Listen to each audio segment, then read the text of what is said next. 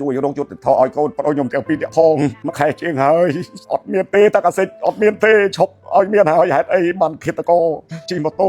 មកជះលើកូនខ្ញុំទាំងពីរធ្វើឃាតកូនខ្ញុំទាំងពីរជួយរងយុទ្ធធរឲ្យកូនខ្ញុំទាំងពីរផងខ្ញុំ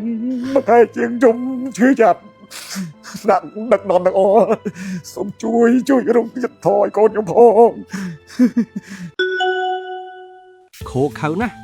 ជនដៃដល់ចេះទឹកអាស៊ីតដាក់យុវជនមក2នាក់បណ្ដាលឲ្យរងរបួសធ្ងន់ធ្ងររលួយពេញខ្លួននិងកំពុងរស់នៅទាំងភ័យខ្លាចភ្នំពេញមានករណីដ៏គួរឲ្យតក់ស្លុតនិងសង្វេគមួយបានកើតឡើងនៅក្នុងខណ្ឌទួលគោករាជធានីភ្នំពេញ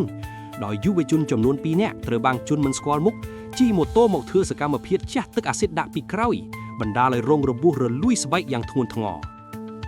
ហេតុការណ៍នេះបានកើតឡើងតាំងពីយប់រំលងអាធ្រាត្រឈានចូលថ្ងៃទី6ខែមករាកន្លងទៅថ្មីនេះខណៈដែលជនរងគ្រោះទាំងពីរនាក់កំពុងអង្គុយទទួលទានអាហារនៅក្បែរខុនដូរបស់ខ្លួនក្រោយពីត្រឡប់មកពីពិធីបុណ្យខួបកំណើតវិញជនរងគ្រោះបានឲ្យដឹងថា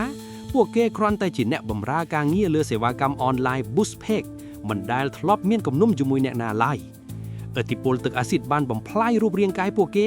ដោយម្នាក់រងរបួសធ្ងន់ត្រង់ផ្ទៃមុខនិងម្នាក់ទៀតរលួយពេញខ្នងយ៉ាងខ្លាំងដែលធ្វើឲ្យពួកគេរស់នៅទាំងការឈឺចាប់សាបាំនិងខ្មាស់អៀន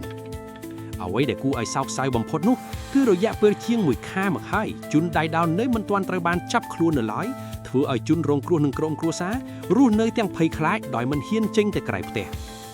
ហើយពុករបស់ជនរងគ្រោះបានលើកដៃសំពះអង្វរដល់សមាជិកមូលដ្ឋាននិងថ្នាក់ដឹកនាំសូមមេត្តាជួយពន្លឿនការស្រាវជ្រាវដើម្បីនាំខ្លួនជនដៃដល់មកផ្ដន់ទោសតាមច្បាប់និងផ្ដល់យុត្តិធម៌ដល់កូនប្រុសទាំងពីររបស់គាត់ផង